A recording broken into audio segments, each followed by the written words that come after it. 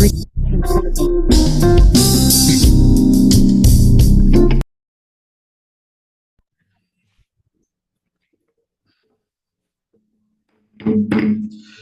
afternoon. We'll call to order the January 2025 regular meeting of the Board of Commissioners of the Housing Authority of the Birmingham District. I'd like to welcome everybody and wish everyone a happy new year. Excited to be here with everyone. First thing on the agenda is a call to order and a roll call. So Commissioner Cook? Present. Commissioner Barnes? Present. Commissioner Hood? Present. Vice Chairman Thompson? Present. And Chairman Pantaz is present. We have a quorum. We are all here. Commissioners, you have had a chance to review the agenda in advance and is now before you. Having done so, I'll entertain a motion to adopt the agenda as presented. So moved. Second. Question. Sure. Do we have an executive session on it? I haven't seen one. Is there? Would you like to request one? Yes. Can we make that modification to the agenda? Or would you like to add it, Commissioner? Is there a certain place on the agenda you'd like to include that? Before adjournment. Okay. Last item on the agenda? Yes. Yes, sir. Sounds good. And I guess we can go into the rationale for why At the time. Yes. Okay. All right. So with the modification of the executive session prior to adjournment, I will then now entertain a motion to approve the agenda with that modification. Motion to approve with modification. Second. All those in favor say aye. Aye. Any opposed? Agenda is adopted.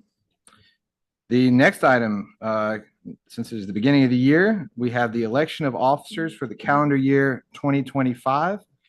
So we have two positions, chairman and vice chairman. And so for chairman, I will open the floor for nominations. And then after the nominations are submitted, we will then take a vote on all nominations presented. I believe that's correctly or normally how we do it. So that being said, are there any nominations for chairman of HABD Board of Commissioners for the calendar year 2025? Mr. Chairman, I'd like to nominate our current Vice Chair, Dewana Thompson, as chair. All right. Any others? I would like to second that. We'll get to that. Okay. All right. Hearing no other nominations, I will close the nominations and entertain a vote. A vote to vote for chairman of HABD for 2025. You can just move by acclamation since there are no other nominations. Okay. So So, motion to approve the chair. all right. So hearing that, we can move by acclamation to approve Chairman Thompson. I'll motion to do so. So moved. Second. All those in favor, say aye. Aye. Aye. Congratulations.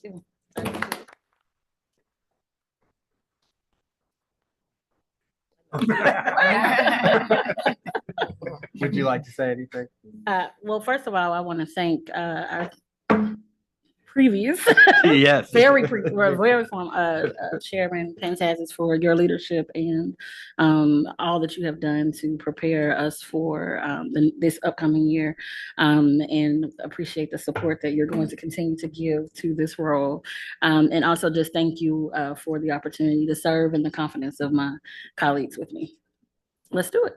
All right. All right. Now having our chairman installed, I'll close out the election officers and then we'll switch seats. Does that work? Okay. So moving on to vice chairman, are there any nominees for vice chairman? I nominate Commissioner Barnes.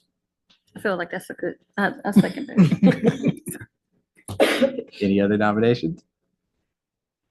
Hearing none, we'll move by acclamation for a motion to approve Commissioner Barnes as vice chairman for 2025. So moved. There's a second? Second. All those in favor, say aye. Aye. Congratulations. Thank you. Before I leave my seat, thank you guys for an awesome couple years, and I'm excited and really honored to work beside you both for our all women-led leadership team. We have a lot of good stuff in store for us in 2025. So thank you guys for being willing to serve, and Can't wait to work with you. Thank you. We appreciate you.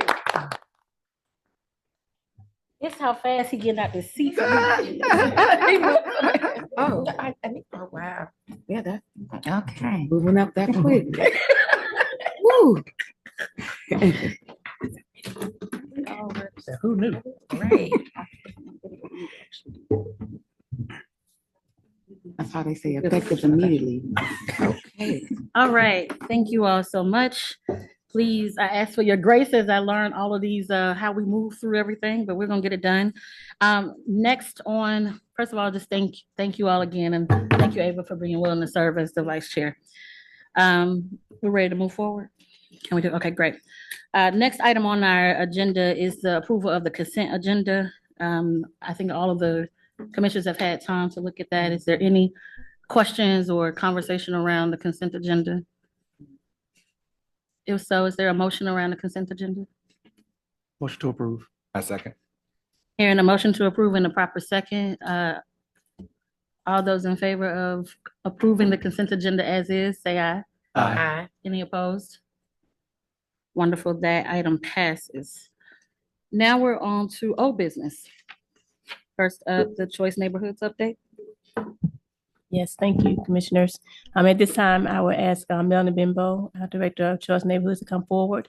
She will provide us an update on where we are on the Choice Neighborhood Implementation Grant at Smithfield Court. Hey, good afternoon, everyone. Afternoon. Happy to be here. Overall, I'm sorry, we're going to start with the housing component. And overall, we're working with the developers to ensure that we stay on track and deliver quality projects with the residents and the stakeholders.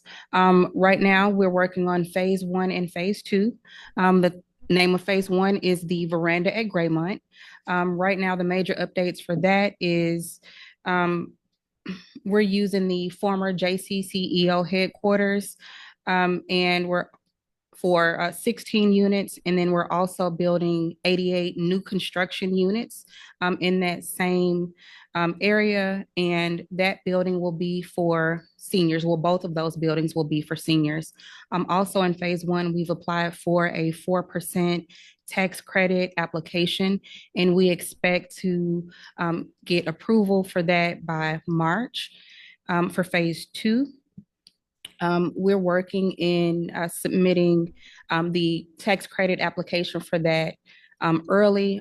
That phase will consist of 151 units north of Parker High School. And in that area, there were some environmental issues that were discovered that stopped that application, but right now the developer is working to get those issues resolved so that we can move forward. We are working on,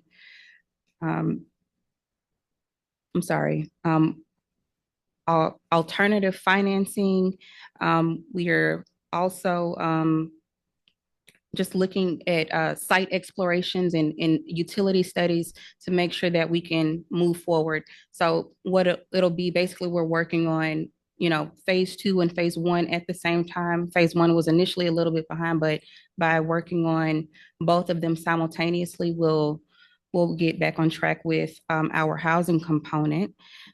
For the people component of the grant, we are meeting with HUD on a monthly basis and receiving feedback to the people plan and strategies. The Ascent project is the lead for that component of the grant.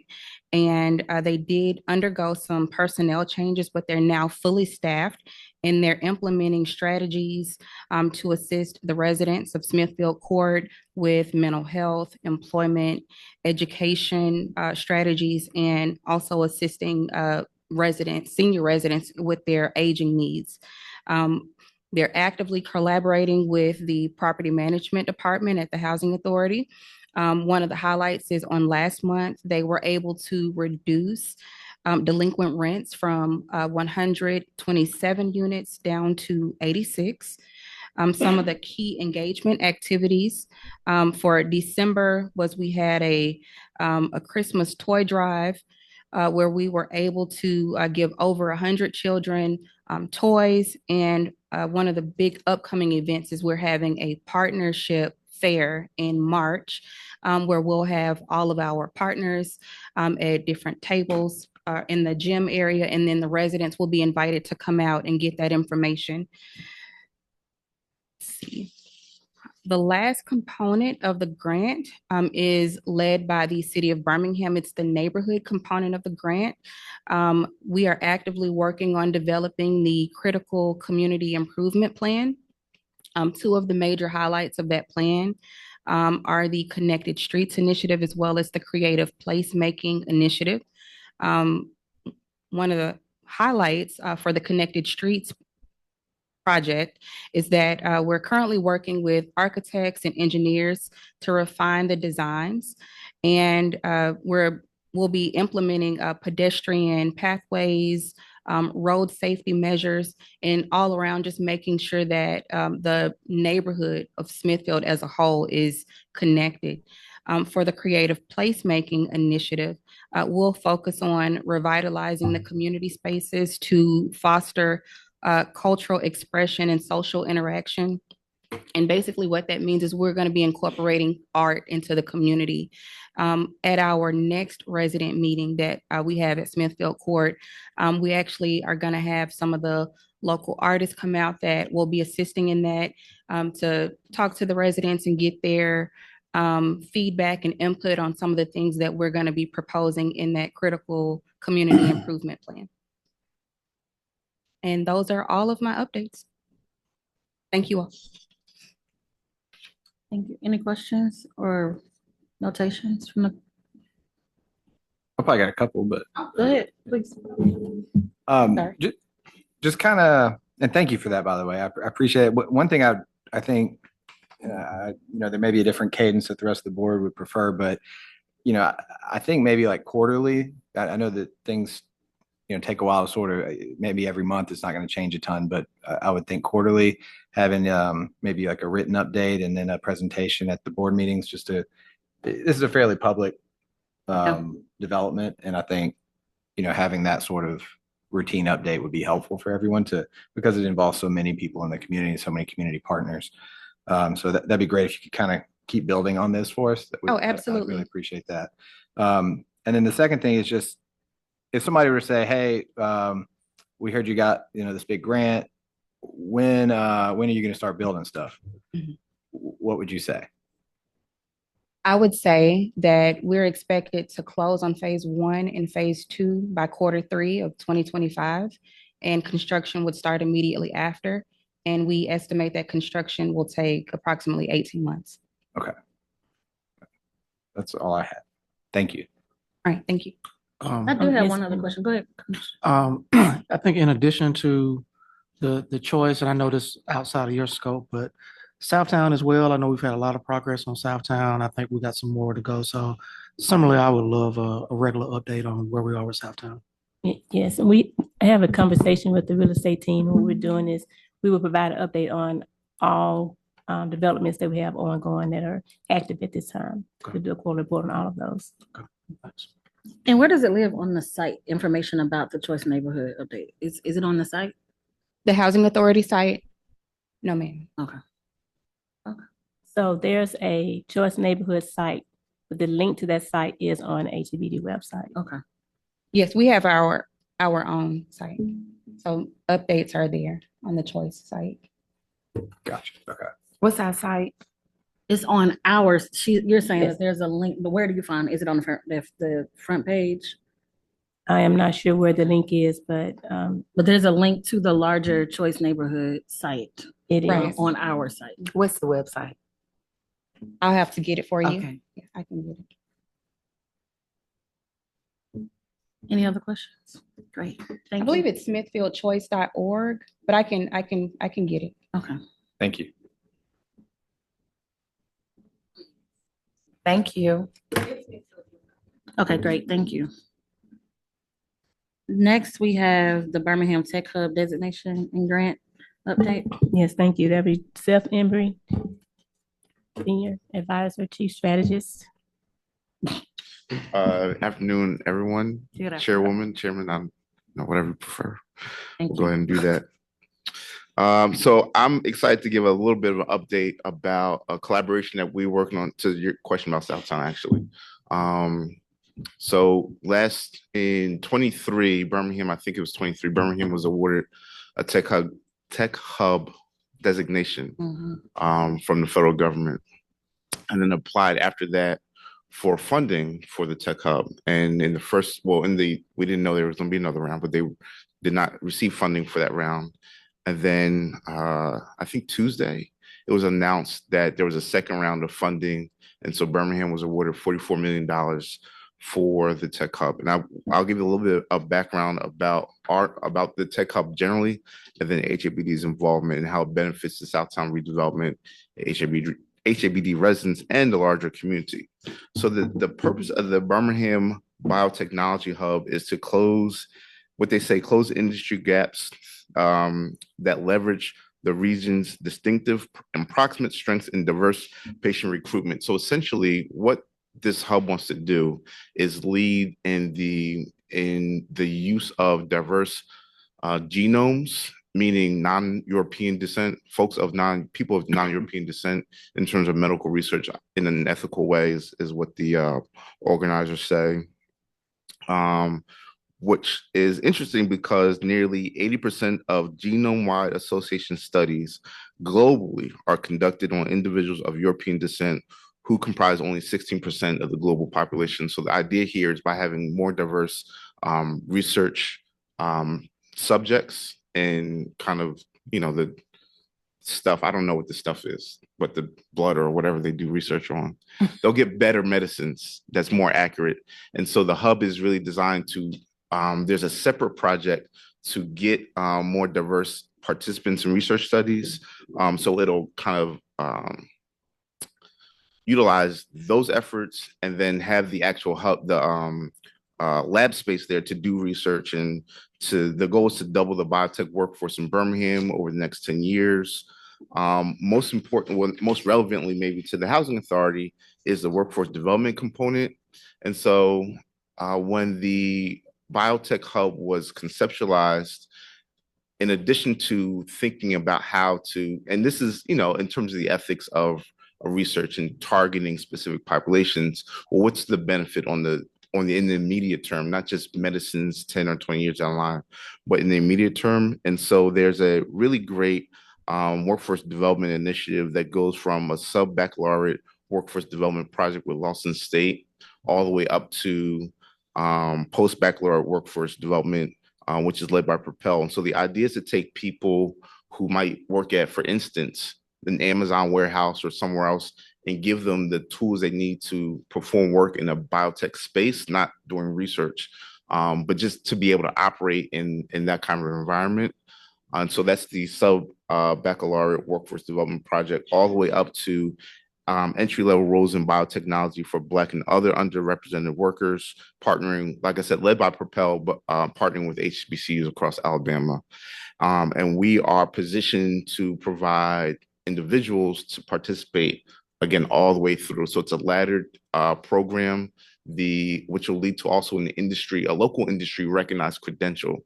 So aside from your BA that you might get from Miles or somewhere else, a credential that's recognized among the tech companies, the biotech companies here in Birmingham, that positions you as a valuable and employment-ready individual, specifically to what's going on there. And so in addition to that, HABD supported the creation of the Innovation District, which is there to leverage bonds to bring in income to support the capital projects there in the biotech hub. In addition to that, there will be, as we already talked about, the housing portion, so about 450 mixed-use units overall, the 203 affordable units from HABD, plus another number of market rate units that'll come there. The junior grocery, I think they call retail restaurants and all those things. HABD, again, as a reminder, will have residents to participate in economic mobility committees. We will serve on governing boards for the Birmingham Bio Innovation Corporation, BBIC. and then collaborate with the Biotech Workforce Training Center and Hub to, again, enroll HABD participants and general members of the community in the training. And so the money is actually, there was a plan to implement implement some level of this without the 44 million, but the 44 million will really jumpstart efforts. Again, this whole thing is led by Southern Research and lots of other community partners. City of Birmingham is very much involved. Corporate Realty, which is now CR Endeavors as well. So just the award itself is really great. Ms. Foster and I met with an architecture firm that works with UAB primarily and Southern Research. Actually, they're doing the renovation. They designed the renovation to the Southern Research headquarters. And so they're very much active in the biotech lab kind of architecture space. We've worked with them in the past, and we're exploring ways to continue to stay connected with them. And so we're very much involved in the project going forward. So we're excited about it. Any questions? But I am glad that we are being proactive and really thoughtful about how we can engage around this resource. I think it really is sort of the future of a lot of our economy, and making sure that we have a pathway for our people to participate and get educated around how they can, exist within that is really important. So kudos on that. Yeah. Thank you. Thank you. Did you have Oh something? yeah, just one or two quick questions. Just on, well, I know it's kind of fresh, but I assume it's sort of in the pipeline anyways. As far as the Lawson State piece, is there any sort of like tangible way that Southtown residents can, like, is Lawson State going to set up a brick and mortar hub in the district? And if so, is there, one, there's a proximity if that happens, but two, is there sort of a direct connection for our residents to then have opportunities to not jump the line, but certainly be a priority there? Right. So both those things are true. So there will be an actual workforce development brick and mortar facility in the space there in the district. And yes, both Southtown and we were very clear in how we engaged with, really the city was kind of organizing a lot of the partners. So how we engaged, how we determined to engage that not just Southtown residents, but all of our participants would be priorities for the workforce development pieces, so not just at the entry level, but all the way up the chain to the industry recognized accreditation. Awesome. And then the second question is, again, I assume it's sort of already been contemplated even without the grant, but just from an access standpoint, if you look at the site layout, are there plans to connect like walking paths and trails to make it so that you don't have great transportation, you're able to get from, say, Southern Research to Southtown to UAB? Has that been contemplated in the site layout? So in the site layout, I'll say for sure. So of the 25 acres of the Southtown site that's going to be redeveloped, about 4.5 of that's going to be what they call activated green space, so 4.5 acres. So just like that, walking paths, common areas, gathering spaces for the kind of work, live, play users of the site. We haven't been engaged in conversations about connectivity of the site outward. So to your specific question to UAB and things of that nature, but the city's, working very much across the city on its Connected Streets program, which is what Ms. Bimbo kind of alluded to in terms of what we're doing in Smithfield, but they're thinking very innovatively about how to connect the city from both a walking, biking and transit perspective. And then in addition, there are, on the transit side, the kind of micro transit option, which is because it's so low cost, is really accessible to our residents to be able to get from, say, a Southtown to a UAB center, or even, from, let's say, Smithfield to Southtown to participate in the Workforce Development Center. Yeah, it just seems, granted, I know we don't have control over what happens across 8th Avenue essentially, but you've got UAB across there, you got Southern Research on one side, and then we have now UAB again with St. Vincent's being bought on the other side. So it seems like there's a natural way to connect all of it if possible, and certainly make it more accessible. Yeah, and that was one of the ideas was to use the site as kind of like that node of connection. But given the expressway on one edge of the site, I would be interested to know kind of how that was, because it was talked about in development plans and in design plans. I'm not as familiar with what exactly came of that or how this contemplated at this point, but it was important to be able to connect all those entities with Southtown being at the focal point. I got a question. Yes, ma'am. Is this like accessible to like youth or is it like 18 and older, 21 and older, like the program that you're talking about? Like, Right. So the workforce development program does envision individuals who are high school graduates to be able to get that entry level role. And so what I would say is for our residents, we're the bridge between, in terms of both providing a service and collaborating with others to provide a service between youth and that age group, both in terms of our youth build program and other efforts to get people job ready. Because one of the things is, even as a graduate of high school, you're not necessarily job ready. You might not have any experience showing up at a job an application. So that's something that is important to be able to provide as a service. But we haven't talked in terms of the biotech hub about youth programming, but it's a very important, I think, facet. And so I'm glad that you mentioned it's something we can take back to conversations. that's good. Anything else? Thank you, Mr. No Embry. problem. Thank you. Thank you. That is all I have under old business. We'll move to new business. Is there any new business? Hearing none. You have anything? Okay, great. Next on the agenda is the housing operations. Thank you, Commissioner. We'll have Darrell Washington, Director of Public Operations. He will present on the contract for vacant unit preparation and on-call tree maintenance services. Good afternoon, Commissioners. Afternoon. As I said, I'm here for approval of award of contract for vacant unit preparation. Purpose of this request is to obtain approval to proceed with the recommended contractors to provide vacant unit preparation services. The contractor will perform unit turnaround, vacancy, and make-ready tasks. The contractor will respond timely within 48 hours to service calls to renovate units and perform the following but not limited to fire damaged components, cleaning, removal of debris, cleaning appliances, floors, fixtures, and etc. Painting and repairs are also specified on the checklist that will be provided by the asset manager at the property. HABD issued an invitation for bid B25008, solicitation to secure vacant unit preparation contractors. The RFP was advertised in the Birmingham Times, the Housing Agency Marketplace, HABD's website, and on social media. Housing Marketplace reported 55 contractors viewed the solicitation, 9 submitted bids. Sharabo Associates LLC submitted the lowest responsible bid. Therefore, management is recommending awarding a contract to Sharabo Associates LLC. This action is consistent with HABD policy and complies with federal regulations. The source of these fundings is capital funds. And again, I'm here asking for approval for vacant unit preparation resolution number 2025-12756. Question?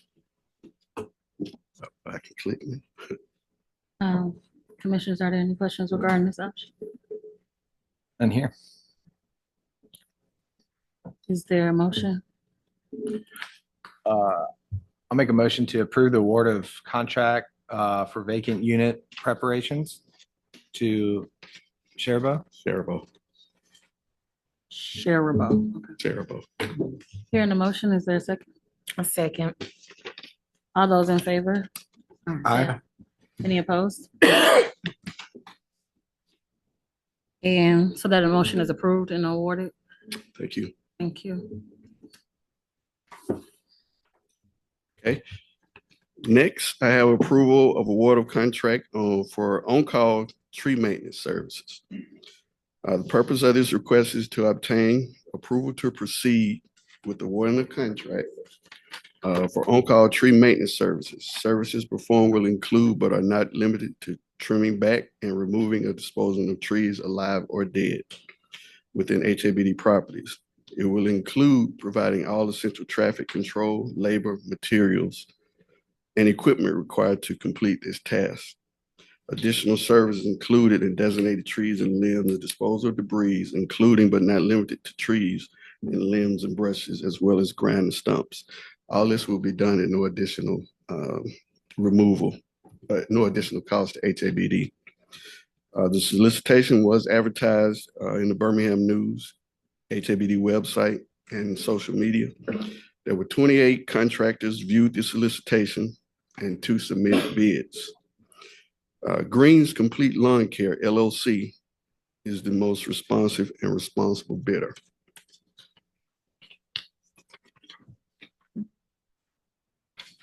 Okay, the action consistent with HABD policy and compliance with our federal regulations.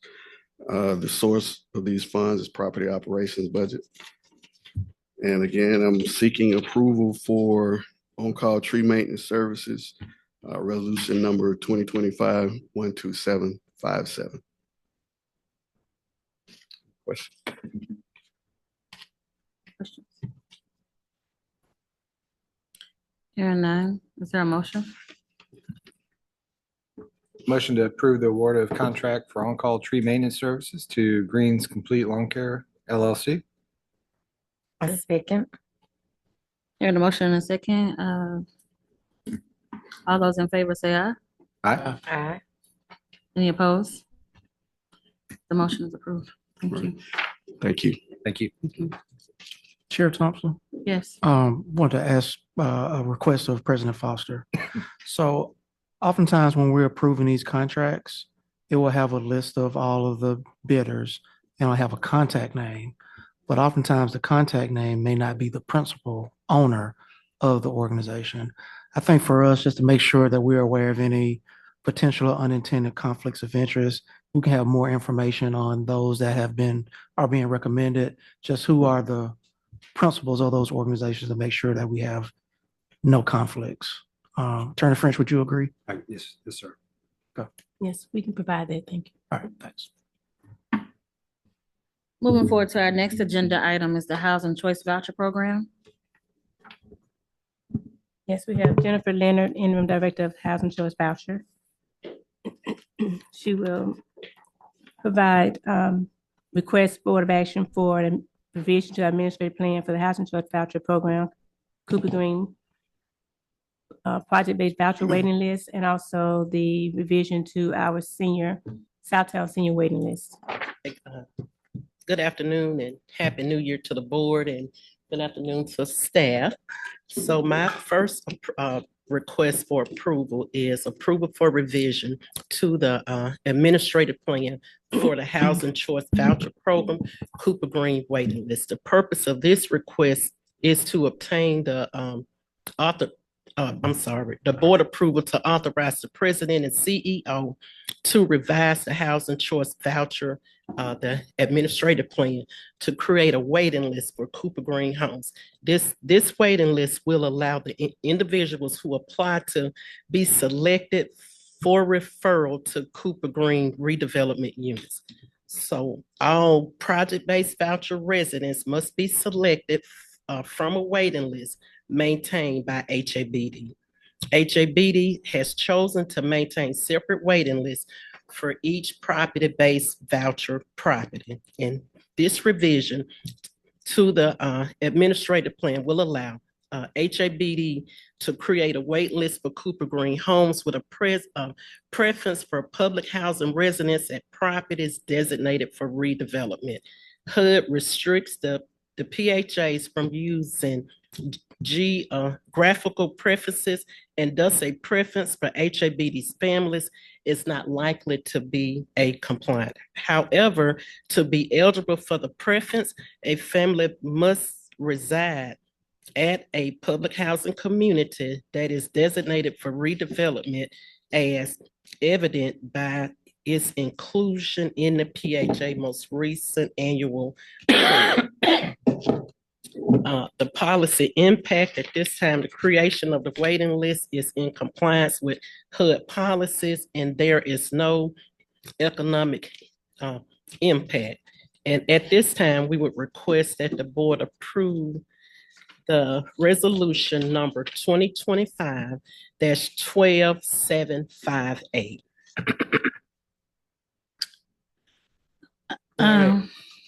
Were you done? Sorry. I Give was me. going to ask if there were any questions. I think so. I know I have one. I just want to make sure I'm not, because I read this like 3 times. It says the HUD regulations require all new admissions to the Housing Choice Voucher Program, including project-based vouchers, to be selected from the agency's waiting list in accordance with the administrative plan. So is the request here to create an additional waiting list that is specifically for Cooper Green residents? Correct. Okay, got it. To receive, I want to say, to receive Preference. deference, yeah, or preference, yes. Preference. Yeah, okay. So 2 things to that, when we do the project-based vouchers on our units, you have to open up a waiting list because they're now project-based vouchers versus regular units. And another thing we want to do is as we continue with our redevelopment, we want to ensure that our residents from other developments get priority of to move into those units versus the public. And so we want to add preference points to allow them to have that flexibility. Okay. And that'll support us as we move forward when we're going through our relocation, having places for our residents to live. Okay, that makes sense. Are there any other questions? Hearing none, is there a motion? I offer a motion to approve the creation of the wait list for this particular property. A second. A motion and second has been properly done. All those in favor, say aye. Aye. Any opposed? That motion is approved.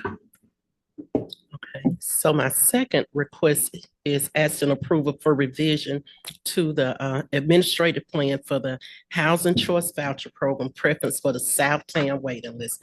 The purpose of this request is to obtain board approval to authorize the president and CEO to revise the Housing Choice Voucher administrative plan to amend the preferences for the Southtown Senior Housing Development project-based voucher waiting list. This revision will allow public housing residents to have a preference for occupancy at Southtown Senior. All project-based voucher residents must be selected from the waiting list that's maintained by the Housing Authority of the Birmingham District. HABD has chosen to maintain a separate waiting list for each project-based voucher property. This revision to the administrative plan will allow HABD to institute a preference for existing public housing residents at communities that's targeted for redevelopment. One of HABD's strategic goals in its 5-year plan is to provide and improve living environments for families living at HABD's public housing redevelopment. They may be scheduled for future years, but this preference will provide an opportunity to move into new affordable housing in the near future. HUD restricts the PHAs from using geographical preferences, and thus a preference for HABD families is not likely to be compliant. However, to be eligible for the preference, a family must reside at a public housing community that is designated for redevelopment as evident by its inclusion in the PHA's most recent annual plan. Creation of the waiting list is in compliance with HUD policies, and there is no impact to the, there is no economic impact. And I would like to request the board approval to approve the resolution number 2025-12759.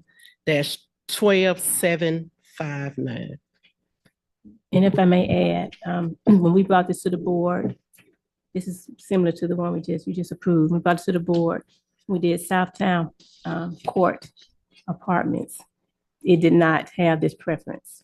And so going through the process of our relocation and filling individuals on the waiting list, we felt it was necessary to come back and do this for Southtown Senior moving forward. I have a question. with Southtown Senior, we have Freedom Manor. Do we have a waiting list for Freedom Manor?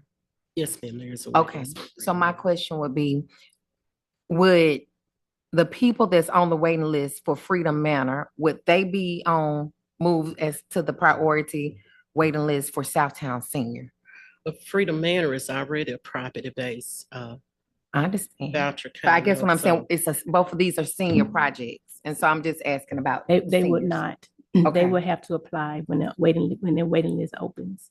Okay. Because what we do is we keep separate waiting lists for each development. And so, because we keep those separate waiting lists, they have to apply separately to the Southtown Senior. Because we have received conversations from the seniors that Freedom Manor would like to apply from Freedom Manor to Southtown Senior. So that's why we want to give the opportunity to open it up for giving that preference. And then we can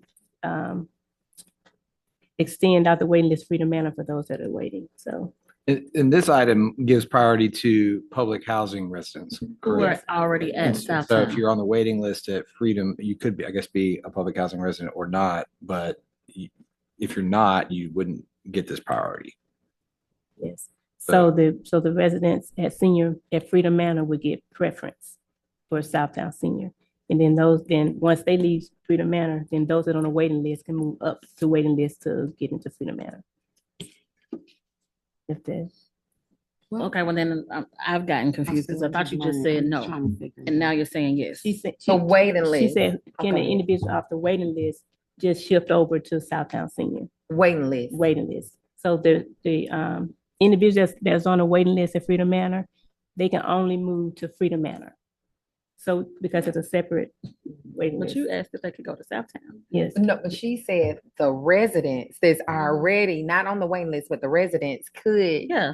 the residents that currently live, that are occupied at Freedom Occupied, Manor can get the preference I to. understand. Okay. Okay, What part? Tell me what you're confused about.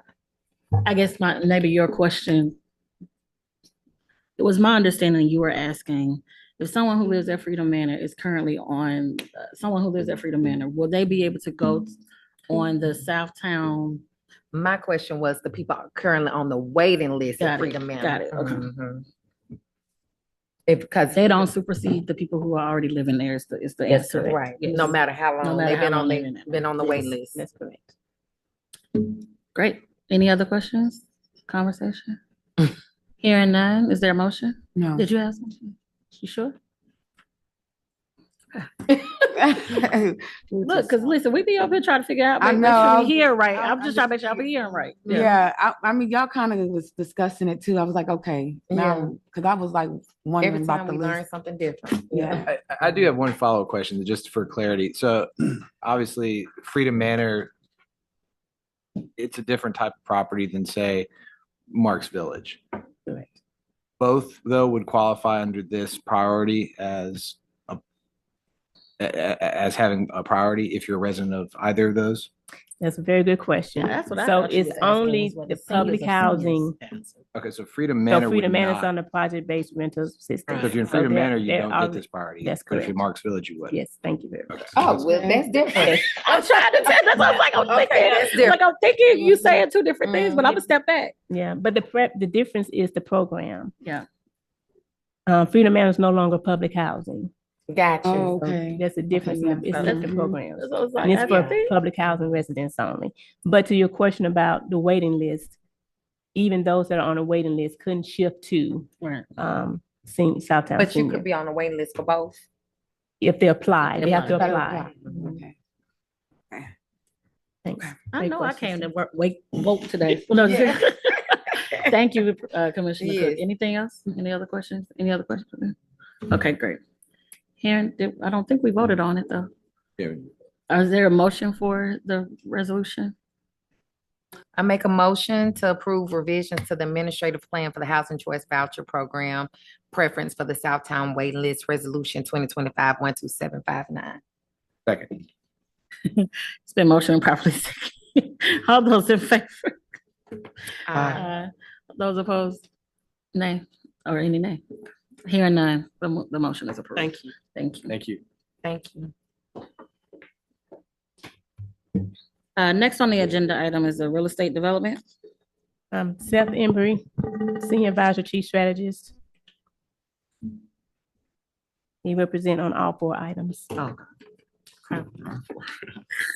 Good afternoon again. Good Okay, afternoon. click. Okay. So the first board action is approval of award of contract for commercial real estate brokerage services.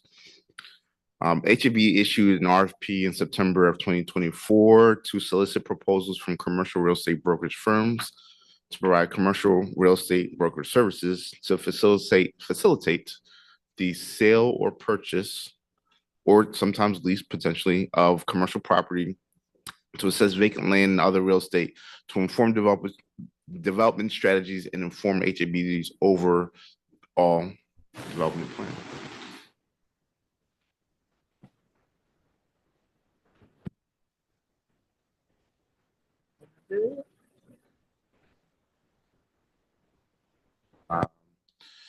So I'm just looking here. So we did have, I can tell you, it's not on the screen, but I can tell you that we had 3 respondents to the solicitation. The highest, they were scored, since it was an RFP, so the highest scoring entity was NAI Chase Commercial, who was selected and we're proposing to contract with. Just as background, this would pertain to any real estate that wouldn't be single family residential. So we have large parcels of land. So we want to do a market study or come up with a development plan. Brokerage could help us to do that in consultation with if we had an architect, but also to help us decide on any given commercial parcel, whether development is the best option, sale, facilitate the sale of a piece of real estate, or in the event that there was a commercial purpose, say we needed a new administrative building, or wanted to sell the McCoy building, for example. This would be a firm that would handle any commercial real estate transaction for the housing authority. Any questions?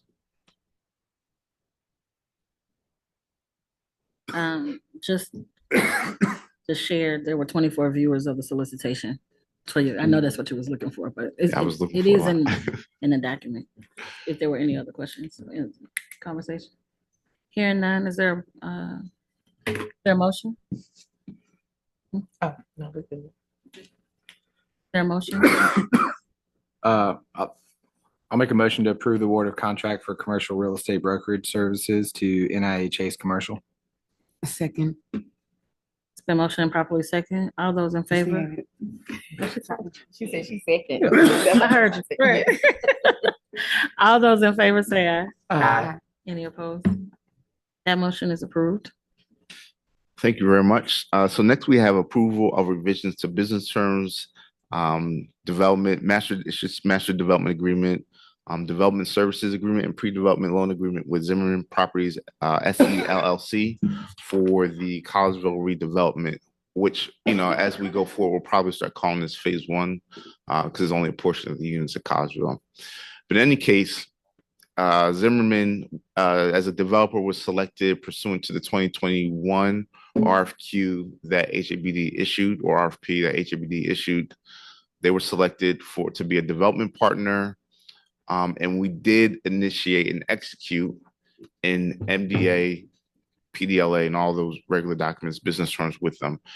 This was originally a very different project. So this was a portion. So they were signed Collegeville.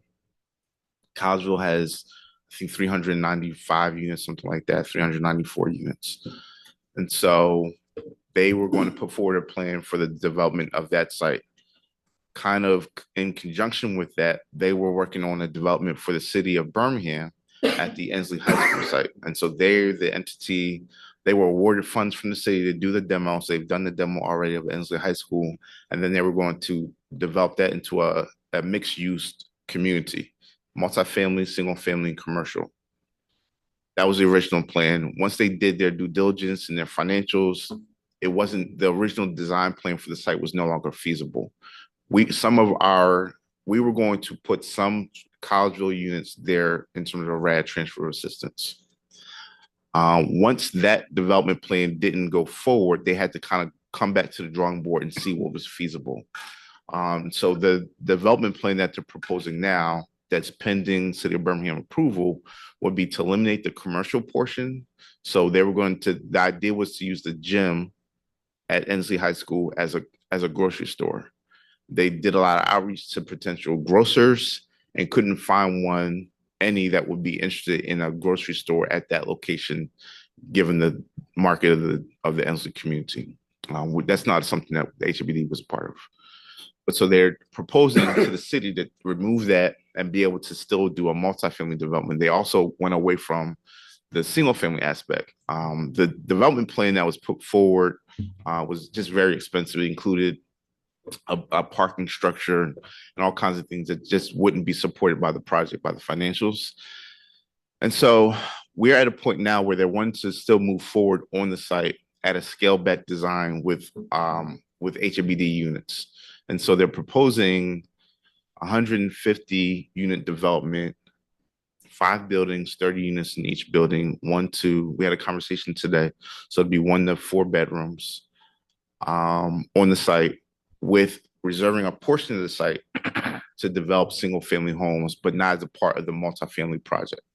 So there would be a different development plan or project for the actual single family portion of the site. So because this was the Ensley site and they had obtained the land and from the city, and there was this different deal that we were coming kind of into, we had unique business terms for the Ensley site, which had a reduced developer fee than we would usually take in cash flow, a different ownership structure for that one site. And so because both the plan for that site have changed, where it's now HABD dependent, and because they have determined that a on-site redevelopment of any number of units at Collegeville is not something they would be interested in. Not to say that we've made a decision to do that or to not do that, but because we don't know what is next for the development of Collegeville with Zimmerman specifically, we wanted to ensure that the business terms that we had with Zimmerman were reflective of the standard business terms we have for all of our development partners. Okay, so that's what this is for. So the business terms you have attached to the board action reflect the ownership structure, cash flow, development fee split that are standard across our development proposals for standard development partners. And so that's why I'm here today, so we can revise those business terms and then the associated development agreements with Zimmerman Properties. Any questions? I have a question. How much say-so do we have, I guess, in what they decide to develop? Do we have any, with them removing the commercial portion of it, I guess that's the grocery store. Cannot be something that So was needed for it's- that area. Because, the profit margin for grocery stores is so low, and then it's so many, you got some individuals that want to run grocery stores, but Fair enough. anywho, It's still it's still a food desert. it's though. a food So I'm desert, just but it's confused as to like how it won't- who's gonna come, who's gonna Yeah. develop. But I guess my only concern is any thriving neighborhood we see have a thriving commercial district at the core. And then when we talk about developments, we talk about neighborhoods that are walkable. And I understand the challenges that we have to get grocery stores to come to certain neighborhoods. I deal with that every day, but even without a grocery store, I feel like some type of retail, some kind of commercial should be in our communities, because we end up, if we don't have the foresight now, then our neighborhoods later on start becoming antiquated and dated faster than other neighborhoods. You know what I'm saying? And so I was wondering if we consider something outside of a grocery store, do we have any say so? We think about Southtown, it's going to be one of our more innovative neighborhoods because of the way that it's structured, Right. Yeah. So in terms of our say so, specifically on the commercial portion, we could say, hey, we really prefer for there to be a commercial portion here, commercial use. But their issue is they have an agreement with the city of Birmingham that the city council mayor have approved. And so to revise the plan to remove the commercial portion, they'll have to get council approval again. They'll have to get, obviously, the mayor to sign off, and then they'll go to council. And so that's really who's going to determine what's going to be there on that site. We are not commercial developers, which is why we partner with SDC on the Southtown, so they can bring their commercial expertise to that. And whether that specific block of land at the Ensley High School is the right place. That they also had concerns that whether that is the right place for commercial in the Ensley/Tuxedo area, right? Because there's an actual commercial strip, there's an actual downtown Ensley, and so that could have been. I wasn't involved in the conversation with their whatever outreach they were doing. That's feasibly part of the conversation of whether, because it's really a residential area. So the high school and the middle school are surrounded by a complete residential single family and some multifamily. And then obviously to the east, we have Tuxedo. So it would also be different for the city of Birmingham. The city of Birmingham is going away from having islands of commercial activity in the middle of residential communities. But this has been already approved. So, I understand. Just want to ask. Yeah. Not just for this project, for future projects too. Right. So I will say for future projects where it's feasible and we have so a lot of our development partners are only multifamily multifamily real estate experienced. Most of our development partners don't have any of that. And so, but we are able to think creatively and bring it on.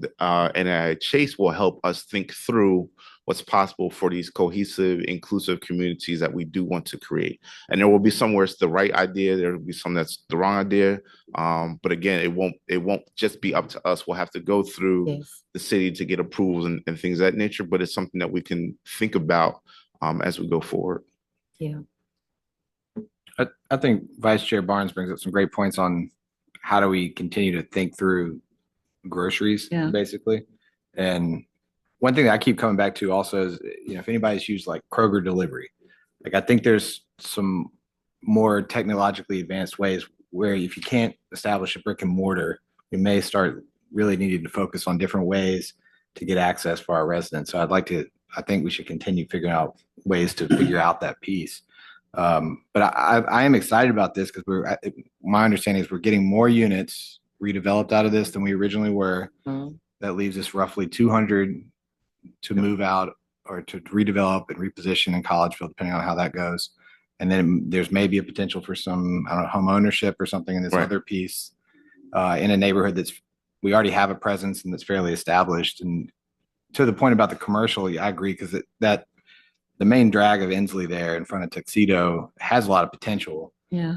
It's got some stuff there already. The city's been somewhat invested in redevelopment already. So if we could figure out how, if we can get more people there, I think we can maybe figure out some ways to still have a bigger presence. But I am excited that we're getting more units, probably in a more efficient fashion than we were originally.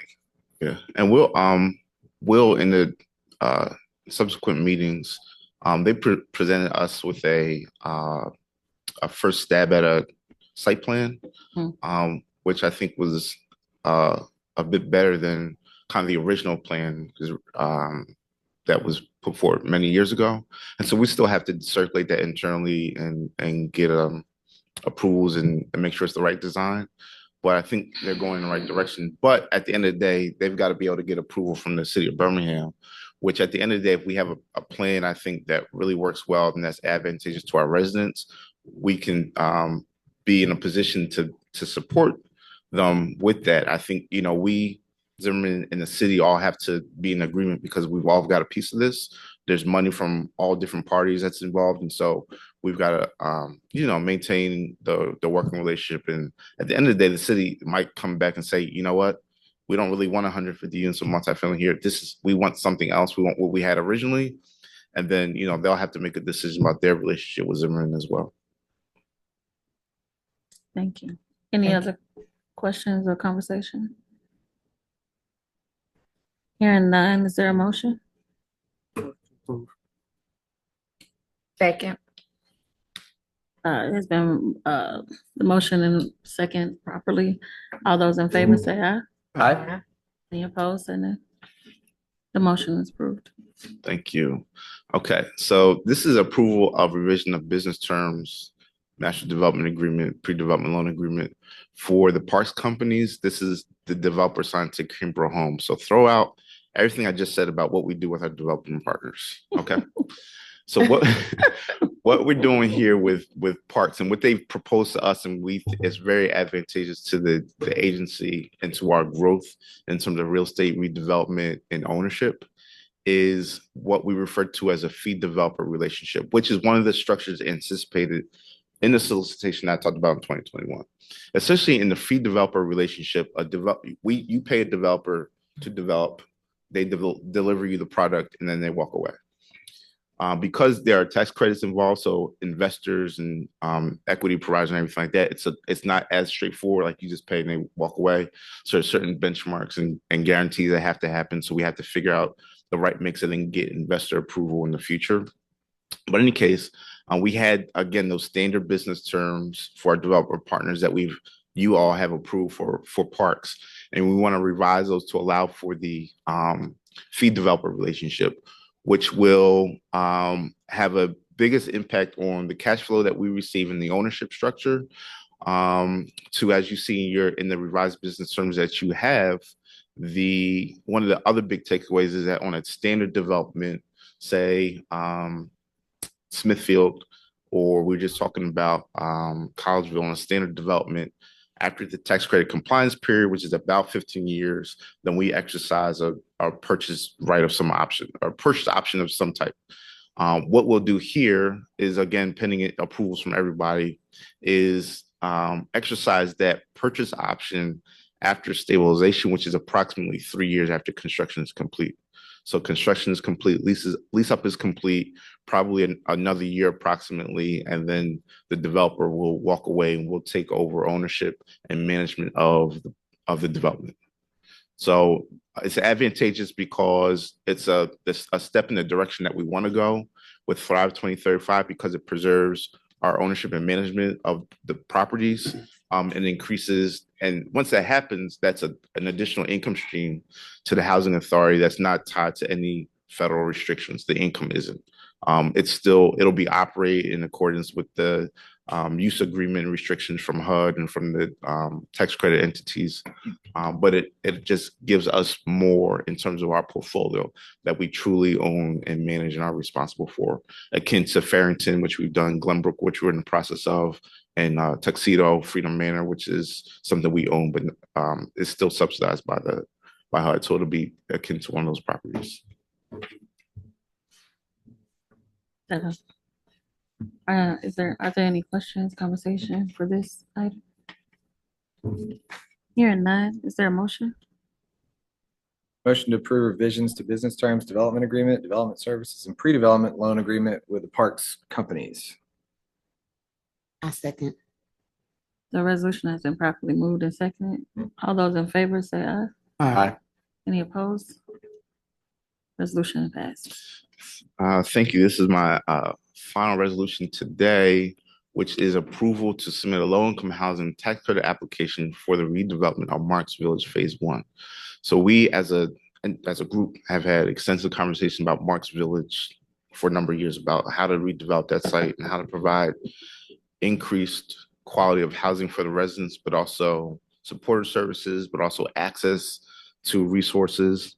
And so we've determined that the best way forward to start development on Marks Village is offsite development. We've talked about that previously with you. And so we're at the point now where we're able to do that. We've selected to develop the first phase of Marks Village, will be approximately 60 units at the what we call Block A, which was a portion of Metropolitan Gardens that is currently vacant. We have a surface parking lot there right at, I think, 22nd and 7th, downtown Birmingham.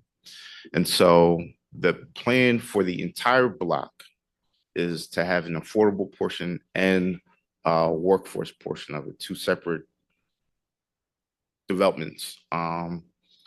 This first phase is going independently because of the time period to apply for the 9% credits from AHFA.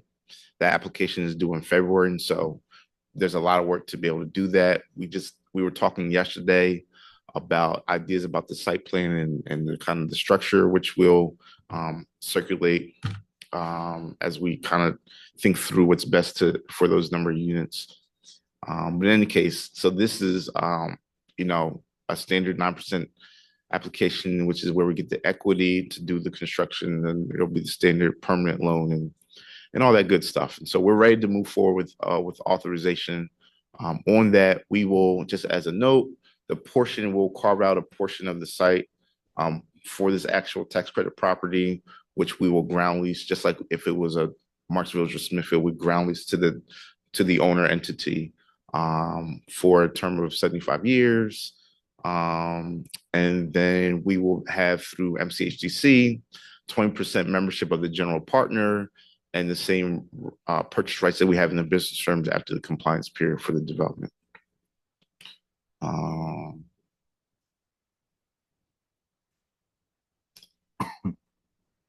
Okay, so the other thing is we will be providing a commitment of project-based vouchers for the number of units that are built there, in addition to 1.8 million in capital funds as a secondary financing. We budgeted this already in the capital fund, some in the 2022 capital fund budget, so the money is available. And that number, just in case you're curious, came out because HFA gives points to an application if there are public housing or other certain dollars attached to it. And so you get the maximum amount of points if you provide $30,001 per unit. And so that's how we got to the 1.8 to maximize those points for the most competitive application. Any questions there?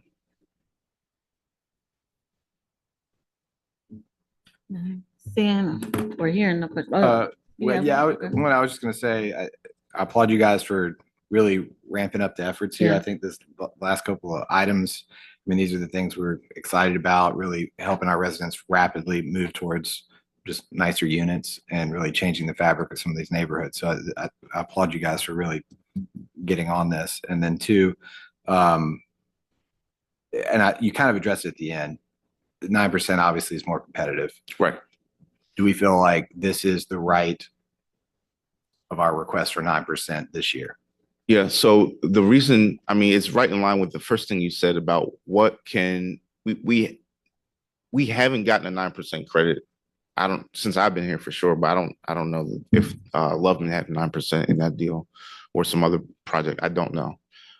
But we should have at least a competitive application every year for 9%. Because of the volume of development that we have to do. And so when we looked at our portfolio in Thrive 2035 and we thought about where we were with developers and who would be in line and in position to submit an application, this site in Gorman, who's the developer for the site, was the developer that was in best position to have a successful competitive application in 2025. And so that's how we selected them. And then, so ideally, every year we're having a conversation in the application for 9% credit, with the hopes, obviously, that we get them because they're, like you said, they are competitive, but they provide a lot more funds. 70% of the construction costs is what the credit will cover versus on the 4%, it's only 30%. And so that's why the 4% they're not competitive, but they're a lot tougher to structure financially. But so that's to answer your question about how we got to this project with this site. And I forget something. Okay. Last piece, and you may have mentioned, I just didn't hear it. How many units would this be in the affordable piece? It's approximately 60. So, and Ms. Foster, our president and CEO, she's probably thinking bad things about me right now. Marks Village is a 500 unit site. Yeah. Right. And we're committed to bring back every single one of those units. And so the challenge here is that HFA limits how many credits you can get.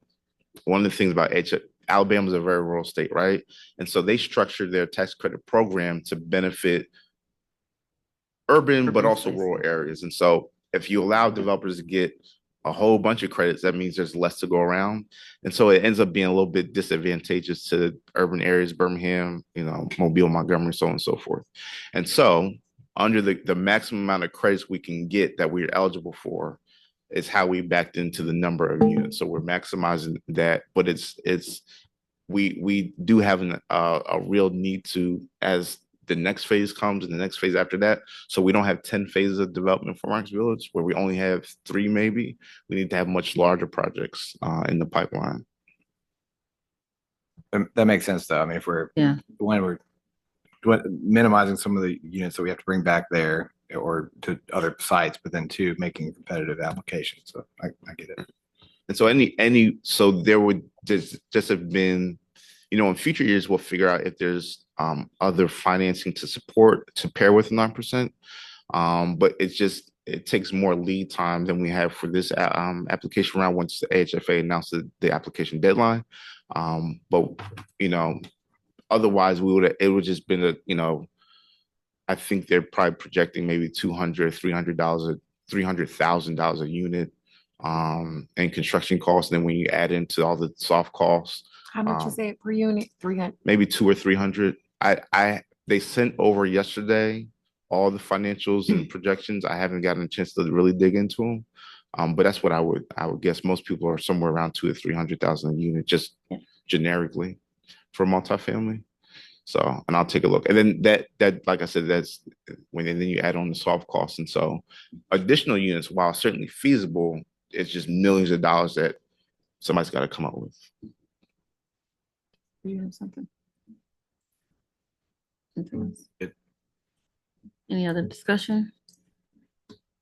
Hearing none, is there a motion? Motion to approve to submit a low-income housing tax credit application for the redevelopment of Marks Village Phase 1 to the Alabama Housing Finance Authority. A second. The resolution has been moved and properly second. All those in favor? Aye. Any opposed? Motion is approved. Thank you very much. Thank you, commissioners. Thank you. Thank you. Embry. At this time, we are there any persons who are, okay, great. We would recognize, but we don't have anyone who's desired to speak for the board. So I believe that there is a request for us to go into executive session. How long are you wanting to? 15 minutes. 15 minutes executive session. Okay, yeah. And so, Madam Chair, I'll just certify that, and commissioners, we are going to executive session pursuant to Alabama Code 3625A-7A1 to cover those topic areas for no more than 15 minutes approximately, and no votes will be taken or action items in the executive session. So I call for a motion to go into executive session, and it is a roll call Yes, ma'am. vote. So motion to go into executive session. So Is there a second? Okay, second, Commissioner Cook, Oh, yes. Yes. Commissioner Pantages, Commissioner Hood, Yes. Vice Chair Barnes, Yes. and I also vote yes to go into executive session. So we'll go into executive session for 15 minutes and come back at that time. Thank you.